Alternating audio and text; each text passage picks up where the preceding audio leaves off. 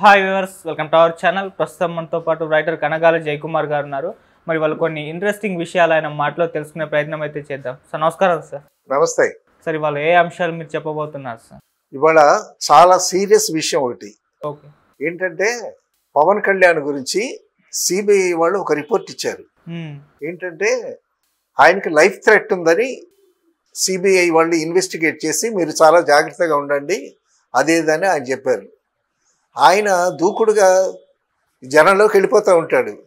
తర్వాత కాన్వాయ్ వెళ్ళిపోతుంటే ఎవడో కుర్రాడు జెండా పట్టుకొని ఊగుతూ ఉంటే అక్కడ ఆపేసి ఆ కుర్రాడిని అభినందించి వెళ్ళాడు. ఇలాగ మీరు జనాల్లోకి గబుక్కును చొచ్చుకుపోతున్నారు, బట్ మీకు లైఫ్ థ్రెట్ ఉంది కాబట్టి మీరు జాగ్రత్తగా ఉండండి అని సిబిఐ వాళ్ళు ఆయనకి హెచ్చరించారు. ఓకే. సో పవన్ కళ్యాణ్ బాగా మంచి అత్యుత్సాహంగా ఉన్నాడు కదా, ఓ జనాల్లోకి తోసుకుని వెళ్ళిపోతున్నాడు. ఎక్కడ పడితే అక్కడ కాన్వాయ్ ఆపేసి ఆ ప్రజలతో మింగిలయ్యి వాళ్ళ కష్ట సుఖాలు తెలుసుకుని వాళ్ళ దగ్గర నుంచి అర్జీలు తీసుకుని జనాల్లో మమేకం అయిపోవాలి అని అంటాడు కదా. రాజకీయ నాయకులు అన్న తర్వాత జనాల్లో మమేకం అయిపోవాలి అనేటటువంటి ఉద్దేశం కదా ఆయన మొదటి నుంచి చెప్తున్నది అదే. అందుకే ఈ పంచాయతీరాజ్ తీసుకున్నాడు ఆయన. ప్రతి విలేజ్ దగ్గరికి వెళ్ళి సో ప్రజల్లో మమేకమయ్యి వాళ్ళ సమస్యలు తెలుసుకుని సో వాళ్ళకి ఏం కావాలి అనేటటువంటి తెలుసుకుంటే ఈ ప్రభుత్వం తరపు నుంచి వాళ్ళకి ఎంతవరకు ఇవ్వచ్చు, ఎంతవరకు సాయం చేయవచ్చు అనేటటువంటి ఉద్దేశంతో ఉన్నాడు ఆయన. కానీ సిబిఐ వాళ్ళు మాత్రం ఈ విధంగా రిపోర్ట్ ఇచ్చారు. సో పవన్ కళ్యాణ్ గారు కూడా కొంచెం జాగ్రత్తగా ఉండాల్సినటువంటి పరిస్థితి ఉంది. ఎందుకంటే అక్కడ తెలుగుదేశానికి వైసీపీ వాళ్ళకి అక్కడక్కడ అల్లర్లు జరుగుతున్నాయి. సో ఒక చోట వైసీపీ నాయకులే రోడ్డు మీద కొట్టుకున్నారంట. సో ఇటువంటి పరిస్థితుల్లో తను బాగుంటే కదా సర్వీస్ చేయగలిగేటటువంటి అవకాశం. కాబట్టి మరీ రిస్క్ చేసి మరి ప్రాణంగా పెట్టేటటువంటి పరిస్థితికి వెళ్ళకూడదు. అటువంటి పరిస్థితి వస్తే ఒక మంచి నాయకుడు మిస్ కాకూడదు మనకి. సో ఆ విధంగా సిబిఐ వాళ్ళు ఆ రిపోర్ట్ వచ్చి జాగ్రత్తగా ఉండమని చెప్పారు. ఈయన కూడా చాలా జాగ్రత్తగా ఉండాల్సినటువంటి అవసరం ఎంతైనా ఉంది. ఓకే. సరే, పవన్ కళ్యాణ్ అనంత్ అంబానీ పెళ్ళికి వెళ్ళాడు. పెళ్ళికి వెళ్తే ఇక అందరి చూపులు ఇతని మీదే, పవన్ కళ్యాణ్ మీదే. అది పసుపు డ్రెస్ వేసుకునే ఉన్నాడు, దీక్షలో ఉన్నాడు కదా. చంద్రబాబు నాయుడు తర్వాత పక్కన చాలామంది ఉన్నా సరే అందరి కళ్ళు ఇతని మీదే. వాళ్ళు ముఖేష్ అంబానీ వచ్చి సెకండ్ ఇచ్చి అడుగుతున్నాడంట, మీరు 21 సీట్లకి 21 సీట్లు ఎలా గెలిచారు అని అడుగుతున్నారంట. అందరికీ అదే సందేహం. కనీసం 21లో 20 రావటం కాదు, 21కి 21 వచ్చాయి. So 70% success political leader. అది పవన్ కళ్యాణ్ సభలో జన సైనికులతో వాళ్ళతో చెబుతూ ఇది పెద్ద టాపిక్ అయిపోయింది, అనంత్ అంబానీ పెళ్ళికి వెళ్తే అందరూ ఇదే అడుగుతున్నారు. సో ఇటువంటి విజయం చేకూర్చారు నాకు, అది ఇండియాలోనే పెద్ద చర్చనీయాంశం అయింది. తర్వాత మీరు ఇచ్చినటువంటి ఈ సపోర్టు కేంద్ర ప్రభుత్వాన్ని నిలబెట్టగలిగినటువంటి స్థాయికి వచ్చింది. సో అందుకు మీ అందరికీ కృతజ్ఞతలు అని చాలా చక్కగా వివరించి చెప్పాడు. తర్వాత ఈ మధ్యన వచ్చినటువంటి ఒక పొగ, నిప్పులందే పొగ అంటారు కదా, ఈ రాజకీయాల్లో నిప్పు లేకపోయినా పొగ వస్తూ ఉంటుంది. ఏంటంటే చంద్రబాబు నాయుడు గారు గత ప్రభుత్వం అన్న క్యాంటీన్లు క్యాన్సిల్ చేసింది కదా, మళ్ళీ అన్న క్యాంటీన్లు రివైవ్ చేస్తాము, సో అన్న క్యాంటీన్లు యథావిధిగా ఉంటాయి అని చంద్రబాబు నాయుడు గారు చెప్పారు. ఒక మీటింగ్లో పవన్ కళ్యాణ్ గారు ఏం చెప్పారు, అన్నా క్యాంటీన్లతో పాటు డొక్కా సీతమ్మ క్యాంటీన్లు కూడా ఉంటాయి అని చెప్పాడు ఆయన. అయితే ఏదైనా సరే పవన్ కళ్యాణ్ ఎంత విజయం సంపాదించినా అతను డిప్యూటీ సీఎంఏ. సో మీద చంద్రబాబు నాయుడు ఉన్నాడు, ఫైనల్ డెసిషన్ చంద్రబాబు నాయుడు గారిది. ఇది మరి చంద్రబాబు నాయుడుతో సంప్రదించకుండా ఒక ఎమోషన్లో చెప్పినటువంటి వార్తలాగా అనిపిస్తుంది. డొక్క సీతమ్మ పేరుతో కూడా క్యాంటీన్లు ఉంటాయి, అది ఇది అని అన్నాడు.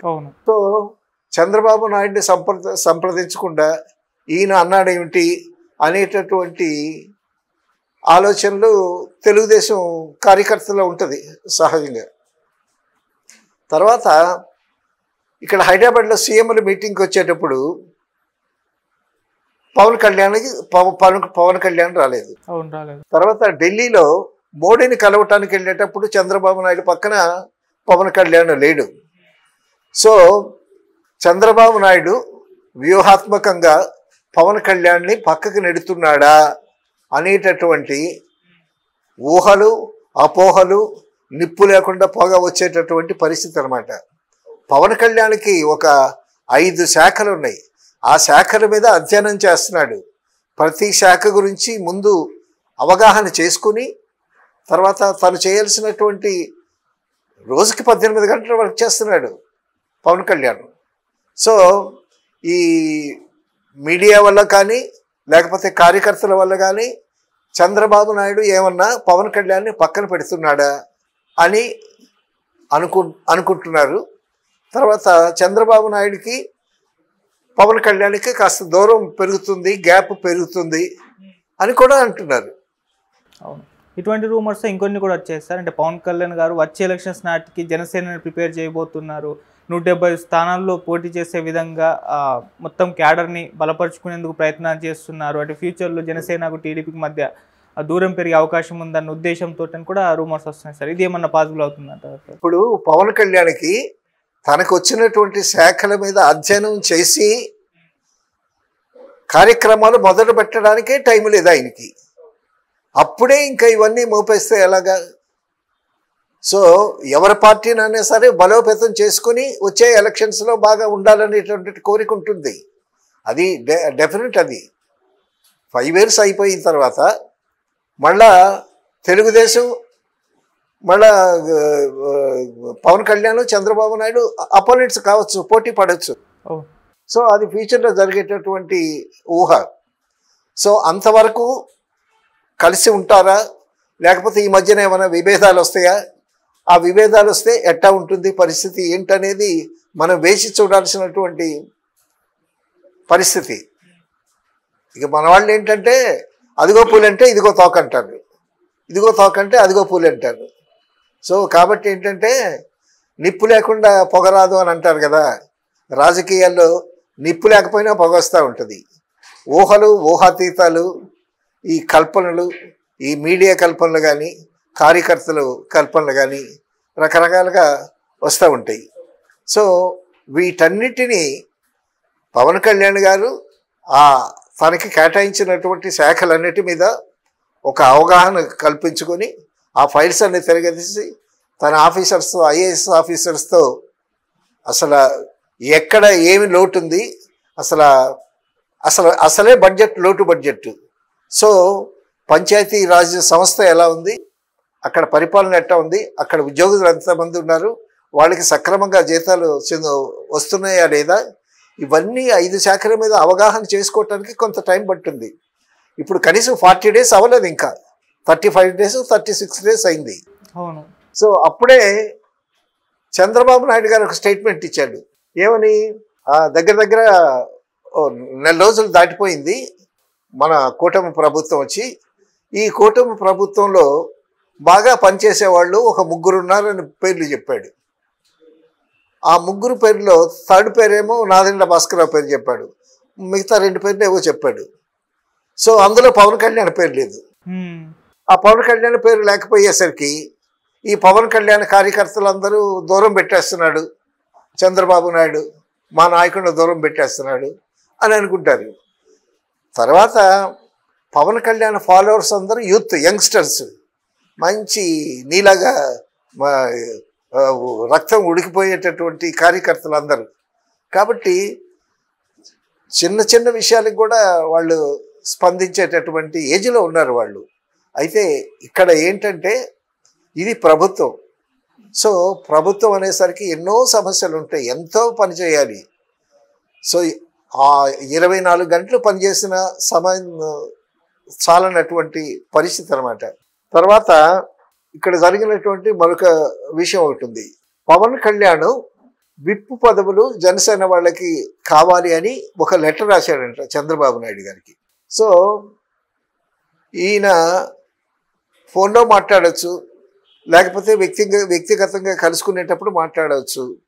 సో లేఖ రాయాల్సినటువంటి అవసరం ఏంటి అనే దాని మీద కూడా మళ్ళా చెలవులు పలవులు అడుగుతున్నారు. ఏంటి అందులో విప్పు పదవులు జనసేనకి కావాలి అని వాళ్ళ పేర్లు కూడా చెప్పాడు ఆయన. ఆరవ శ్రీధర్ బొమ్మిడి నాయకర్ అనేటువంటి వాళ్ళకి విప్పు పదవులు ఇవ్వాలని లేఖ రాశాడంట పవన్ కళ్యాణ్. సో చక్కగా ఫోన్లో మాట్లాడుకోవచ్చు వాళ్ళిద్దరూ. ఈయన లేఖ రాయాల్సినటువంటి అవసరం ఏంటి అంటే చంద్రబాబు నాయుడికి పవన్ కళ్యాణ్కి మధ్యలో ఏమన్నా చిన్న చిన్న అభిప్రాయ భేదాలు ఉన్నాయా అనేటటువంటి దాని మీద కూడా చిలవలు పలువులు వస్తూ ఉన్నాయి. కొన్ని ఊహాగానాలు మీడియా సృష్టించినట్టు అటువైపు కార్యకర్తలు కానీ ఇటువైపు కార్యకర్తలు కానీ కూడా హాట్ టాపిక్ ఇప్పుడు పాలిటిక్సే కదా. కాబట్టి ఈ విధంగా చంద్రబాబు నాయుడు పవన్ కళ్యాణ్ని దూరం పెడుతున్నాడేమో, వీళ్ళిద్దరి మధ్య సయోధ్య లేదేమో అనేటటువంటి అనుమానాలు ప్రజల్లో కార్యకర్తల్లో వస్తున్నాయి, మీడియాలో కూడా వస్తూ ఉన్నాయి. తర్వాత జనసేన నుంచి అనుకుంటా ఒక అతను ఇది అమరావతి నిర్మాణం గురించి ఒక స్టేట్మెంట్ ఇచ్చాడు. ఏంటంటే అటు ఉత్తరాఖండ్లోనూ అక్కడెక్కడ వర్షాకాలం కదా, భయంకరమైనటువంటి వరదలు వస్తున్నాయి, కార్లన్నీ కొట్టుకుపోతున్నాయి, తర్వాత ఇళ్ళన్నీ కొలబడిపోతున్నాయి. సో ఆ వరదల ముంపులో చాలామంది ప్రజలు వినాశనం కూడా జరుగుతుంది కదా. కాబట్టి ఈ అమరావతి ఈ కృష్ణా పక్కనే కాకుండా సో కాస్త ఎగువ ప్రాంతంలో గుంటూరు అటువంటి ప్రాంతంలో ముఖ్య పట్టణం అమరావతి పట్టణం కట్టిస్తే బాగుంటుంది అనేటటువంటి ఒక స్టేట్మెంట్ ఇచ్చాడు. సో రకరకాల స్టేట్మెంట్లు ఇస్తారు, రకరకాల అభిప్రాయాలు చెప్తూ ఉంటారు. సో అన్నిటినీ బేరోజు వేసుకుని ఇప్పుడు అదేమవుతుంది, ఒక రాంగ్ సంకేతం అవుతుంది. అసలు ఇప్పటి వరకు ఆంధ్రానికి ముఖ్య పట్టణమే లేదు. తర్వాత ఇప్పుడు అమరావతి ముఖ్య పట్టణం అని ఈయన ఇంకా కన్ఫర్మ్ చేయాలి. ఇంకా చంద్రబాబు నాయుడు గారు అమరావతి ముఖ్య పట్టణంలో కార్యక్రమాలన్నీ జరుగుతున్నాయి, బట్ ఒక స్టేట్మెంట్ కూడా వచ్చినట్లేదు. అమరావతి రాజధాని ఆంధ్రాకి అనేటటువంటి స్టేట్మెంట్ ఆయన నోటి వెంట ఇప్పటివరకు రాలేదు కదా. సో అది ఒకటి కావాలి, అది రిజిస్టర్ అవ్వాలి. తర్వాత దానికి సంబంధించినటువంటి రాతకొత్తలో ఢిల్లీలోనో ఎక్కడో మా ఆంధ్రదేశానికి ఇప్పటి వరకు రాజధాని లేదు, ఇప్పుడు అమరావతి రాజధాని అనేటటువంటిది ఒక రిజిస్టర్లో ఎంటర్ అయ్యి రాజముద్ర పడాలి. అక్కడ కార్యక్రమాలు జరుగుతూ ఉన్నాయి అమరావతి డెవలప్ చేయటానికని, అక్కడ పనులు కూడా జరుగుతూ ఉన్నాయి. ఇది కూడా జరిగితే మంచిది. ఏదైనా చంద్రబాబు నాయుడు గారికి పవన్ కళ్యాణ్ గారికి మధ్యలో గ్యాప్ వస్తుంది, వాళ్ళిద్దరి మధ్య దూరం పెరుగుతుంది అనేటటువంటి నోషన్స్ వస్తున్నాయి. ఇటు మీడియా కానీ అటువైపు కార్యకర్తల పవన్ కళ్యాణ్ కార్యకర్తల వైపు కానీ చంద్రబాబు నాయుడు కార్యకర్తల వైపు కానీ. సో అవి వీళ్ళు ఏం పట్టించుకోరు. వీళ్ళ ముందు ఉన్నది ఏంటంటే, వీళ్ళ ముందు ఉండేటట్టు ప్రధాన సమస్యలు చాలా ఉన్నాయి, ఆర్థికమైనటువంటి సమస్యలు చాలా ఉన్నాయి. తర్వాత ఢిల్లీ వెళ్ళి మోడీ గారి దగ్గర నుంచి మనకి రాబట్టుకోవాల్సినటువంటి ఆర్థిక వనరులన్నీ తెచ్చుకోవాలి. తర్వాత పవన్ కళ్యాణ్ కూడా చాలా తలమునకలై ఉన్నాడు. ఆయన అన్ని శాఖల మీద కాస్త అవగాహన ఉంది ఆయనకి. ఇంకా లోతుగా వెళ్ళి ఆ శాఖలన్నిటి మీద మంచి పట్టు సాధించి తర్వాత తానుగా ఢిల్లీ వెళ్ళి మోడీ దగ్గరికి వెళ్ళి కలుస్తానని కూడా ఒక స్టేట్మెంట్ ఇచ్చాడు. సో ఇప్పుడు మంత్రివర్గం అందరూ చాలా బిజీగా ఉన్నారు. తర్వాత పోలవరం పరిస్థితి కూడా అక్కడ కూడా నిపుణులు వచ్చారు. అక్కడ కూడా వాళ్ళు ఒక నివేదిక ఇచ్చారు. దానికి ఖర్చు ఎంత అవుతుంది ఏమిటనేది పనులు జరుగుతున్నాయి. చంద్రబాబు నాయుడు గారు చాలా బాగా తిరుగుతున్నాడు ఆయన. అలాగే నాదెండ్ల మనోహర్, అందరికన్నా నాదెండ్ల మనోహర్ ముందు ఆకస్మిక తనిఖీలు చేశాడు. ఎంతో 50,000 మెట్రిక్ టన్నుల రైసు ఆపాడు ఆయన. సో ఈలోగా ఏమైంది, మీడియాలో 40 రోజులు అవుతుంది కదా కొత్త మంత్రివర్గం వచ్చి, ఎవరు ఎలా పనిచేస్తున్నారు అనేటటువంటి ఒక మీమాంస వచ్చింది. ఓకే, మీమాంస వస్తే అందులో చంద్రబాబు నాయుడు గారు 3 పేర్లు చెప్పారు. అందులో ఇక్కడ మీడియాలో ఒక ఆయన 6 పేర్లు చెప్పాడు. ఏంటంటే చంద్రబాబు నాయుడు గారు చెప్పిన దాంట్లో పవన్ కళ్యాణ్ పేరు లేదు, కానీ ఈయన చెప్పిన దాంట్లో పవన్ కళ్యాణ్ పేరు నెంబర్ 1 పవన్ కళ్యాణ్ అన్నాడు. పవన్ కళ్యాణ్ గారు రోజుకు 18 గంటలు పనిచేస్తున్నాడు. ఆయన సినిమా వాళ్ళు కలవటానికి కూడా అవకాశం లేదు. సో ప్రతి చోట ఒక రివ్యూ మీటింగ్ పెడుతూ ఉన్నాడు. సో అన్ని శాఖల మీద అవగాహన కల్పించుకోవటం కోసం ఆఫీసర్స్తో ఇంటరాక్షన్ చేస్తున్నాడు. అందులో ఒక శాఖ కాదు, పంచాయతీ శాఖ, గ్రామీణ శాఖ, అటవీ శాఖ, పర్యావరణ శాఖ, ఇన్ని శాఖల మీద ఆయన బాగా స్టడీ చేసి అవగాహన కల్పించుకొని ఆయన కూడా చాలా ఇదిగా ఉన్నాడు. కాబట్టి హీఈస్ నెంబర్ 1 అని చెప్పాడు ఆయన. ఆ తర్వాత నెంబర్ 2 ఏమో లోకేష్ పేరు చెప్పాడు. లోకేష్ గారు కూడా ఆయనకి ఎడ్యుకేషన్ టెక్నాలజీ కదా, సో ఆయన కూడా చాలా చాలా హుషారుగా, చాలా సిన్సియర్గా, సీరియస్గా ఆయన కూడా జాబ్ చేస్తున్నాడు అని చెప్పి ఇలాగ ఒక 6 పేర్లు చెప్పుకుంటూ వచ్చారు. ఇది చిన్నపిల్లలు ఆడుకునేటటువంటి ఆట కాదు ఇది. ఇప్పుడు ఒక ఇంటిని మేనేజ్ చేయటానికి ఆ ఇంటి పెద్ద ఎంత తంటాలు పడతాడు, అలాగే ఒక రాష్ట్రం, ఒక దేశాన్ని పరిపాలించాలంటే ఎంత ఓపిక కావాలి, ఎంత నాలెడ్జ్ ఉండాలి, తర్వాత ఎంత సంయమనం ఉండాలి. పక్కన ఉన్న వాళ్ళు, ఇప్పుడు పవన్ కళ్యాణ్ పక్కన ఉండాలనుకో, కార్యకర్తలు మంచి యంగ్స్టర్స్ ఉన్నారు, చంద్రబాబు నాయుడు మిమ్మల్ని దూరం పెట్టేస్తున్నాడు అని ఎక్కేస్తారు. పక్కనుండే వాళ్ళ పని అదే కదా. అప్పుడు సంయమనం పాటించి వాళ్ళు అంటున్నారనే దాన్ని వాళ్ళని ఊరడింపజేసి తను బాగా ఆలోచించి చంద్రబాబు నాయుడుతో తన రేపర్టు పెంచుకుని సో సక్రమంగా వెళ్ళేటటువంటి ఆలోచన, ఆ దృక్పథంలో వెళతారు వాళ్ళు. ఇప్పుడు వాళ్ళంతా తెలివి తక్కువ వెళ్ళం కాదు. డక్కాముక్కిని తిని 40 ఏళ్ల అనుభవం చంద్రబాబు నాయుడు దగ్గరికి వెళ్ళి గబుక్కుని ఎవరు చెప్పలేరు, ఎందుకంటే ఆయన పెద్ద తలకాయి. పవన్ కళ్యాణ్ అందరితో కలిసిపోతుంటాడు కదా, లటక్కను దూరిపోతాడు జనాల్లోకి. సో కార్యకర్తలు చెప్తూ ఉంటారు. మొన్న ఒక చోట రోడ్డు మీద జనసేన కార్యకర్తలే తనుకుంటే వాళ్ళని చాలా మందలించాడు.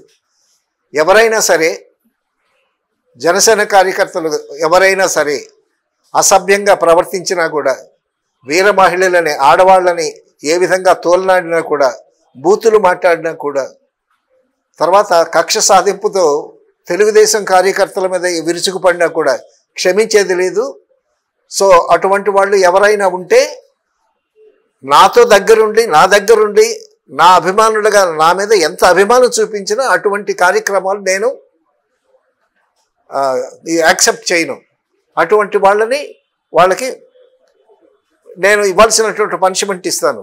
కాబట్టి దయ ఉంచి, మళ్ళా అన్నాడు అంత సీరియస్గా చెప్తూ, కాబట్టి దయ ఉంచి నన్ను అర్థం చేసుకుని మీ పద్ధతిలో మార్చుకోండి. అంతేగాని తెలుగుదేశం పార్టీ కార్యకర్తల మీద మీరు దుర్భాషలాడటం కానీ, వాళ్ళు దుర్భాషలాడటం కానీ, ఇది కూటమి ప్రభుత్వం, అందరూ కలిసి చేయాల్సినటువంటి ప్రభుత్వం. కాబట్టి ఎవరైనా సరే, అటు జనసేన కానీ, ఇటు తెలుగుదేశం కానీ, అటు బీజేపీ కార్యకర్తలు కానీ మనం అందరం కలిసి మన రాష్ట్రాన్ని పునర్నిర్మించుకోవాలి. ఆ ఆలోచన పెట్టండి ముందు. అంతేగాని పిచ్చి పిచ్చి వేషాలు ఇస్తే మాత్రం నేను టాలరేట్ చేయను అని చాలా గట్టిగా చెప్పాడు. ఎంత చెప్పినా కూడా వాళ్ళలో ఇప్పుడు ఆ మండలాల్లో ఉండేటటువంటి రాజకీయాలు కొన్ని ఉంటాయి. సో ఆ మండలంలో ఆ కాన్స్టిట్యున్సీలో గెలిచినోడు వర్గం హుషారుగా ఉంటారు, ఓడిపోయిన ఎమ్మెల్యే తాలూకా వర్గమేమో దిగులుగా ఉంటారు. వీళ్ళు అక్కడికి వెళ్ళినా వాళ్ళు ఇక్కడికి వెళ్ళినా ఘర్షణలు రావటం అనేటటువంటిది సహజం. సో ప్రజలు ఏం చేయాలంటే చంద్రబాబు నాయుడు గారు ఎందుకు చెప్పారు, పవన్ కళ్యాణ్ ఎందుకు చెప్పాడు, మనం సర్దుకుని పోవాలనేటటువంటి ఆ సంయమనం ప్రజల్లో ఉండాలి. చాలా చోట్ల చాలా దాడులు జరుగుతున్నాయి, చాలా దారుణంగా. సో ఆ అనిత కూడా చాలా చెప్తుంది, ఎవరైనా సరే సహించేది లేదు. హోమ్ మినిస్టర్ అనిత మన వాళ్ళైనా, మన పార్టీ వాళ్ళైనా సరే, తెలుగుదేశం పార్టీ అయినా సరే, బీజేపీ అయినా సరే, ఎవరైనా సరే సహించేది లేదు, చట్టం తన పని చేసుకుని వెళుతుందని ఆవిడ కూడా స్ట్రిక్ట్గా ఉంది. అంటే సార్ వాళ్ళు చెప్తున్నారు కానీ పెద్దగా అమలు పరచట్లేదు, ఇంకా దాడులు జరుగుతూనే ఉన్నాయని చెప్పేసి ఒక విమర్శ అయితే వినిపిస్తుంది. విమర్శలు వస్తున్నాయి, వినిపిస్తున్నాయి. ఎందుకంటే ఇక ఐఏఎస్ ఆఫీసర్స్, తర్వాత గత ప్రభుత్వానికి కొమ్ము కాసినటువంటి ఆఫీసర్స్ చాలామంది ఉన్నారు. గత ప్రభుత్వం వైసీపీ ప్రభుత్వం ఉంది, ఆ ప్రభుత్వం ఏర్పరిచినటువంటి ఐఏఎస్ ఆఫీసర్ ఉన్నారు, ఐపీఎస్ ఉన్నారు, ఐఆర్ఎస్ ఉన్నారు, తర్వాత పోలీస్ డిపార్ట్మెంట్లో వాళ్ళు ఉన్నారు. ఇప్పుడు ఏం జరుగుతుంది, తెలుగుదేశం పార్టీ వైసీపీ పార్టీ వాళ్ళకు అనుకూలమైనటువంటి మనుషులందరినీ పెట్టుకున్నారు. సో ఇప్పుడు ఏం జరుగుతుంది, వాళ్ళని మారుస్తున్నారు. ఇవన్నీ ట్రాన్స్ఫర్స్ జరుగుతూ ఉన్నాయి. ఆఫ్టర్ 35 days 36 daysలో ఏమి జరుగుద్ది, ఆ మంత్రులు ఆ శాఖల మీద వాళ్ళు స్టడీ చేసి అవగాహన తెచ్చుకోవటానికి కొన్నాళ్ళు టైం పడుతుంది. సో వాళ్ళు ఈ రోజుకి ఎన్ని గంటలు కష్టం చేసినా సరే ఇంకా వాళ్ళు నేర్చుకోవాల్సింది. అసలు కొత్త మంత్రులు చాలామంది ఉన్నారు, అసలు వాళ్ళ పనితీరు అర్థం చేసుకోవాలి. సో ప్రజలు ఇవన్నీ అర్థం చేసుకోవాలి. ఒక్కసారిగా అన్నీ జరిగిపోవాలంటే జరగవు. ఇప్పుడు వీళ్ళకి అనుకూలమైనటువంటి పోలీస్ డిపార్ట్మెంట్ని, పోలీస్ ఆఫీసర్స్ని, అలాగే ఐఆర్ఎస్ వాళ్ళని, ఐఏఎస్ వాళ్ళని తెచ్చి వేసుకుంటున్నారు. సో దీనికి కొంత సమయం పడుతుంది. సో ఊరికే గబుక్కున ఏదో పాతాళ భైరవలో మంత్రదండల్లాగా నలుడా ఏమి నీ కోరికంటే వరాలు ఇచ్చేటటువంటిది కాదు కదా. మన ఆంధ్ర రాష్ట్రానికి ఇప్పుడే వచ్చినటువంటి ఒక మంచి అవకాశం. ఇప్పుడు రాష్ట్రాన్ని అభివృద్ధి పథంలో నడిపించడానికి అవకాశాలు ఉన్నాయి. ఎందుకంటే మనమే మోడీ ప్రభుత్వాన్ని నిలబెట్టాం కాబట్టి, మోడీ మనకు అనుకూలంగా ఉన్నాడు కాబట్టి చంద్రబాబు నాయుడు గారు కానీ పవన్ కళ్యాణ్ గారు వెళ్ళి ఏ విధంగా ప్రవర్తించాలి, ఏమేమి కావాలి అనేటటువంటి విషయాలు ఆయనకి తెలియపరిచి అక్కడి నుంచి మనం వనరులు ఫైనాన్షియల్గా కానీ పరిశ్రమలకు కానీ రాబట్టుకోవాలి. సో దానికి కొంత టైం పడుతుంది. ఇప్పుడు వీళ్ళు వెళ్ళంగానే గబుక్కున మోడీ గారు అపాయింట్మెంట్ ఇవ్వడు కదా, మోడీ గారికి అపాయింట్మెంట్ తీసుకోవాలి. ఇప్పుడు మనకి మన రాష్ట్రానికి చంద్రబాబు నాయుడు గారు అక్కడే, ఇటువంటి రాష్ట్రాలకు అన్నిటికీ ప్రధాని ఆయన, దేశ ప్రధాని ఆయన. మరి ఎంత బిజీగా ఉంటాడు. పవన్ కళ్యాణ్ రోజుకి 2 గంటలు పనిచేస్తున్న చంద్రబాబు నాయుడు గారు ఓ సుడిగాలి పర్యటన చేస్తున్నా కూడా ఒక్క స్టేట్లో, మరి మోడీ దేశం అంతటినీ చూడాలి, అన్ని రాష్ట్రాలని చూడాలి. ఆయన ఎంత బిజీగా ఉంటాడు.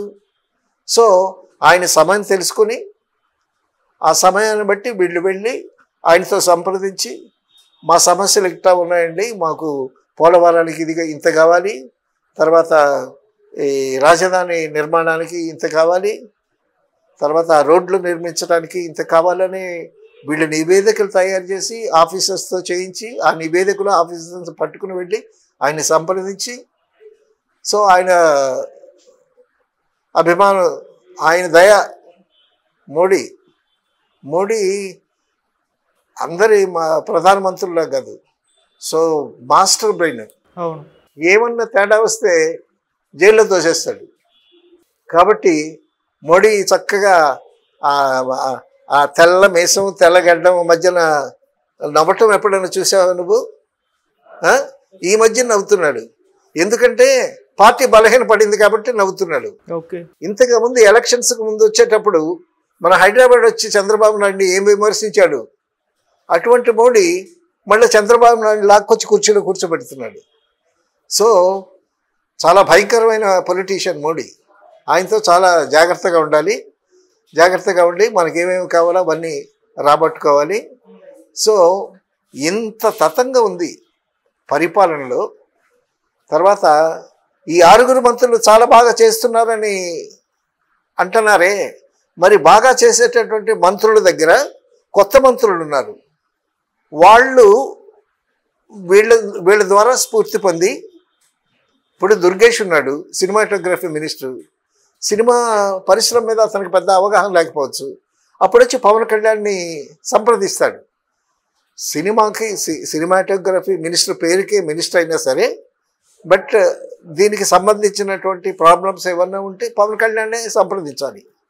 సో ఇప్పటి వరకు ప్రజా సమస్యలు, ఆ శాఖల మీద అవగాహన, వాటిని స్టడీ చేయటం, ఐఏఎస్ ఆఫీస్తో కూర్చుని మీటింగ్లు పెట్టడం, వాళ్ళ దగ్గర నుంచి తెలియని విషయాలు తెలుసుకోవటం పవన్ కళ్యాణ్ గారు చాలా చెప్తున్నాడు. చంద్రబాబు నాయుడు గారి అనుభవం ఎందుకు కావాలి అనంటే, నాకు పరిపాలన అనుభవం లేదు కాబట్టి ఇప్పుడు మన ఆంధ్ర రాష్ట్రానికి చంద్రబాబు నాయుడు అంటే అనుభవం, 40 ఏళ్ల సుదీర్ఘమైనటువంటి రాజకీయ అనుభవం ఉన్నటువంటి ఆయన సేవలు మనకి కావాలి. అందుకోసమే చంద్రబాబు నాయుడిని నేను కోరాను అని చెప్తున్నాడు. నాకు కొత్త, నేను తెలుసుకోవాలి. నేను తెలుసుకున్న తర్వాత ముందు శాఖల మీద అవగాహన సంపాదించిన తర్వాత మీ దగ్గరికి వచ్చి మీ సమస్యలు ఏంటో చూసుకుని నేను మీకు ఎంతవరకు సేవలు అందించగలను ఆలోచించి అప్పుడు నేను వస్తాను అని చెప్తున్నాడు. సో సిబిఐ వాళ్ళ థ్రెట్ కూడా ఉంది. సో మరి ఇంత ముందులాగా చొరవ చేసుకుని జనాల మధ్యన వెళ్ళిపోకుండా ఏదో బుల్లెట్ కారు సోషల్ మీడియాలో ఏదో చూశాను నేను, జగన్ బుల్లెట్ కారు మధ్యలో ఆగిపోయింది అనేది సోషల్ మీడియాలో వచ్చింది. సో ఇటువంటివన్నీ చాలా సమస్యలు ఉంటాయి. సో ఆ సమస్యలన్నీ అవగాహన తెచ్చుకుని తర్వాత పెద్ద డ్రాబ్యాక్ ఏంటంటే లోటు బడ్జెట్, అక్కడ డబ్బులు లేవు. ఏదో ఫినాయిల్ కొట్టడానికి కూడా డబ్బులు లేవని ఏదో అని అన్నారు. సో డబ్బులుంటే దేనికైనా ధనం మూలం మిథం జగత్, పైసామే పరమాత్మ హయ అని అన్నారు. సో డబ్బులు లేవు, డబ్బులు తెచ్చుకోవాలి. పరిశ్రమల్లో ఇన్వైట్ చేయాలి. ఆల్రెడీ కొన్ని పరిశ్రమలకి చెప్తున్నాడు చంద్రబాబు గారు, మీరు రండి పరిశ్రమలు ఇక్కడ పెట్టండి అని. అంటే వాళ్ళు అంటున్నారు, మీరు పోయిన తర్వాత మళ్ళీ జగన్ వస్తే మా పరిస్థితి ఏంటని అంటున్నారు. జగన్ వచ్చేటటువంటి పరిస్థితి లేదు, నేను హామీ ఇస్తున్నాను, మీరు రండి, మీకేమేమి కావాలో ఆ వసతులన్నీ కల్పిస్తాము, ల్యాండ్ ఇస్తాము, తర్వాత మ్యాన్ పవర్ ఇస్తాము, కాబట్టి మీరు వచ్చి పరిశ్రమలు ఇక్కడ నెలకొల్పండి అని చాలామందిని గేట్ ఓపెన్ చేశాడు ఆయన. సో కొంతమంది రావడానికి కూడా సుముఖంగా ఉన్నారు. సో వాళ్ళు వచ్చిన తర్వాత అక్కడ పరిశ్రమలు ఏర్పడిన తర్వాత అక్కడ పరిశ్రమలో మన వాళ్ళకి చాలామందికి ఉపాధి అవకాశాలు, జాబ్స్ వచ్చేటటువంటి అవకాశం ఉంది. మరి అంతవరకు వెయిట్ చేయాలి.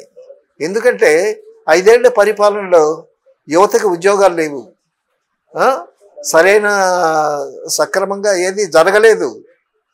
కాబట్టి కొత్తగా ప్రభుత్వం వచ్చింది, అక్కడ ఖజానాలో డబ్బులు లేవు. కాబట్టి ప్రజలు కూడా తర్వాత ముఖ్యంగా ఆ కూటములు ఉండేటటువంటి పార్టీ ఏదైనా సరే ఉంటే ఆ కార్యకర్తలు సంయమనం పాటించి గొడవలు పెట్టుకోకుండా ఉండవలసినటువంటి పరిస్థితి ఇది. సో పెద్ద పొలిటికల్ లీడర్స్, పెద్ద తలకాలు అనేటటువంటి వాళ్ళు ఇప్పుడు వెంకయ్య నాయుడు గారు ఉన్నారు. అట్లాంటి వాళ్ళు ఆయన మొదటి నుంచి చెప్తున్నాడు, గెలిపోవటంలు అనేటటువంటి సహజం. సో ఒకసారి మీరు ఓడిపోతారు, ఒకసారి నేను ఓడిపోతాను.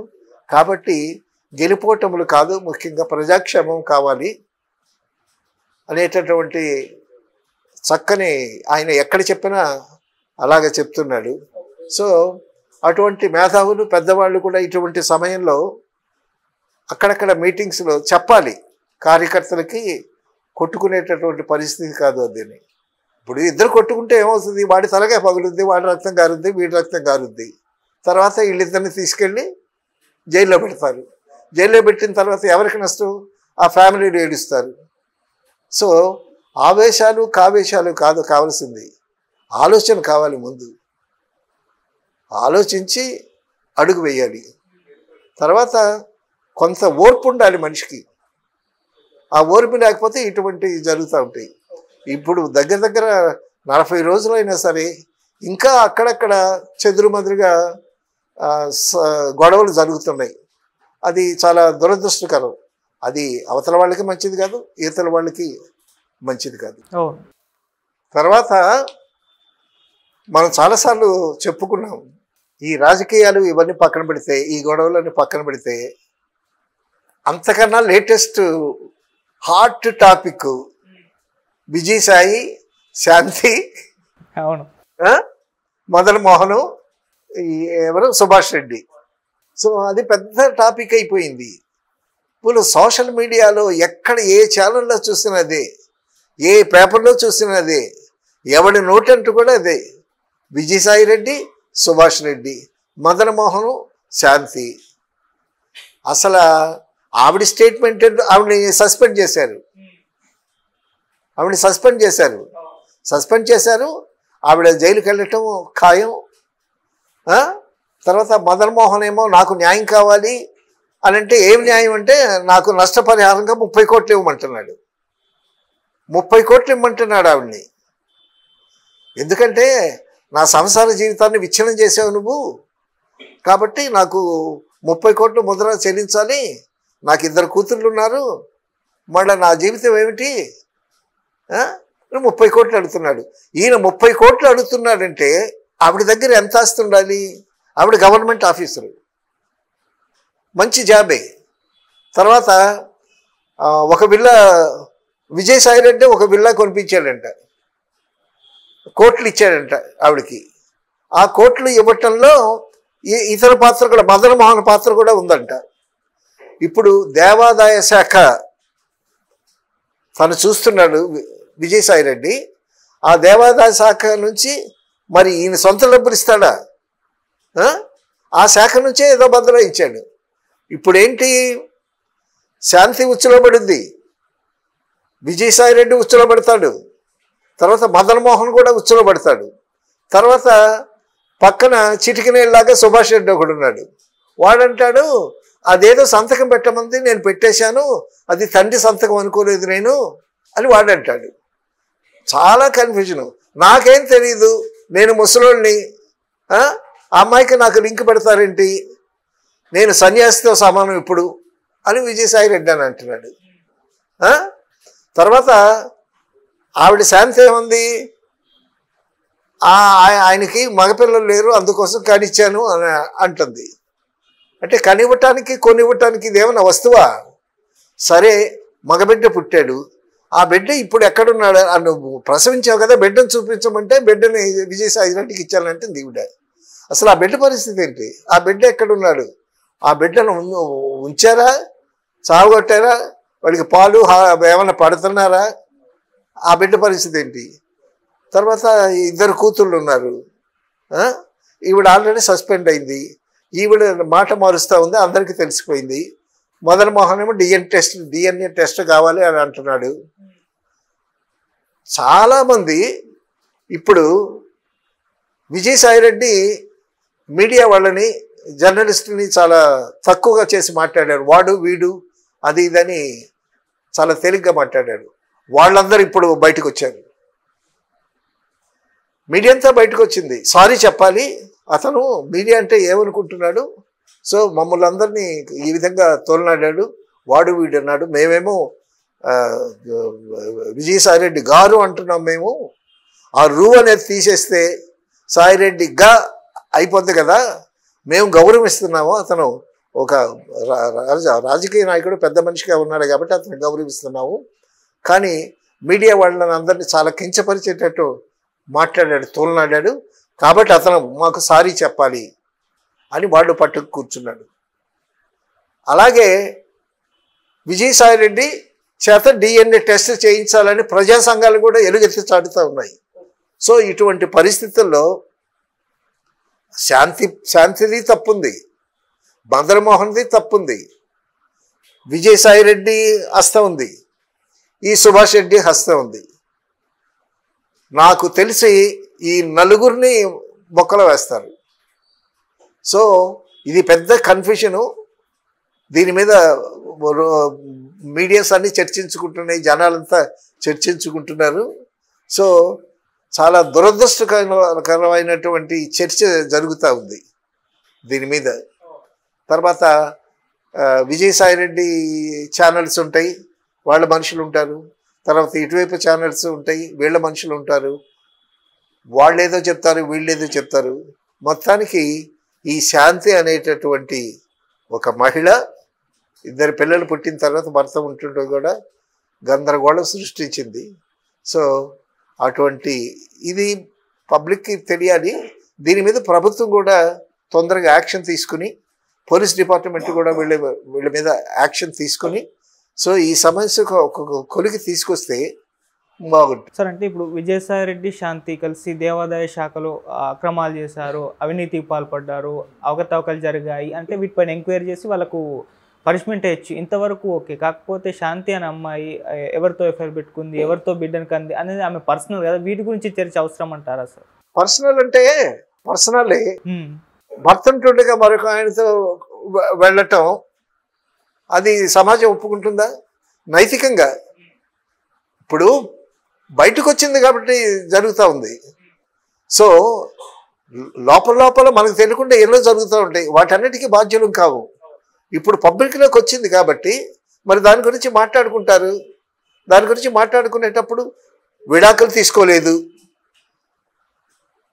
విడాకులు తీసుకున్నదని ఈవిడంటుంది, విడాకులు తీసుకోలేదని అతను అంటున్నాడు. నేనేమో విడాకులు తీసుకున్నాను, గిరిజన సాంప్రదాయం ప్రకారం నేను ఎస్టీ కాబట్టి నేను విడాకులు తీసుకున్నాను, ఏదో నోటు మీద రాసుకున్నా, సంతకాలు పెట్టుకున్నా ఈవిడంటుంది. సో అది చట్ట ప్రకారం చల్లదు. విడాకులు అనేది కోర్టు ద్వారా చట్టపరంగా జరగాల్సినటువంటి కార్యక్రమం, ఆ విధంగా జరగలేదు. తర్వాత ఇద్దరు పిల్లలు ఉన్నారు. అసలు ఇప్పుడు చెప్పేదేంటి? వాడికేమో నాకు మగబిడ్డ పుట్టాడు, ఆడికి ఇచ్చేసాను అని చెప్తా ఉంది. అరే ఇదేంటిది? నువ్వు అక్రమ సంబంధం పెట్టుకుని మరి వాడు అంటున్నావు. కాసేపు నేను సహజీవనం చేశాను సుభాష్ రెడ్డితో అని అంటున్నావు. అసలు సుభాష్ రెడ్డితో పడుకున్నావా? విజయసాయి రెడ్డితో పడుకున్నావా? ఆ పుట్టిన బిడ్డకి తండ్రి ఎవరు? తర్వాత నువ్వు గవర్నమెంట్ ఉద్యోగస్తురాలివి, కోట్లు పెట్టి ఒక విల్లా కొనుక్కున్నావు. సో చాలా కాంప్లికేటెడ్ ఇష్యూ ఇది. సో తొందరగా పోలీసు వ్యవస్థ కానీ లేకపోతే ప్రభుత్వం కానీ ఇంటర్ఫేర్ అయ్యి దీన్ని తొందరగా తేల్చకపోతే ఈ టాపిక్కే మనం ప్రతిరోజు మాట్లాడాల్సి వస్తుంది ఛానల్లో. ఎన్నిసార్లు మాట్లాడుతున్నాం ఈ టాపిక్?